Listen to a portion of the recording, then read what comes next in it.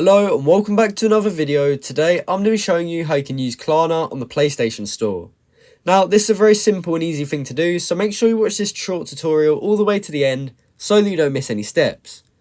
So the first thing you actually want to do is open up the Klarna app. For some reason you can't actually do it on desktop. I've tried looking for the PlayStation Store on the desktop website.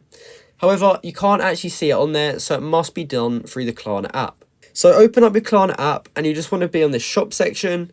And you should be able to see that search bar at the top. We're just going to click on that and type in PlayStation. So when we've done that, we can click go. And the top result will be PlayStation. And here we can click website to actually visit their website.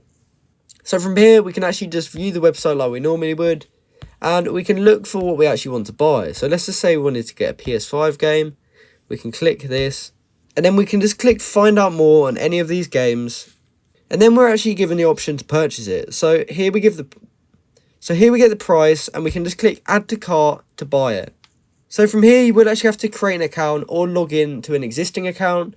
So go ahead and do one of those options. And once you have done that, you just want to go to checkout. And then from there, when you're filling out all your details, you will actually have to go in the bottom left corner on Klarna and click that pay button and create yourself a one-time card. So you can click this pay with Klarna button in order to set that up.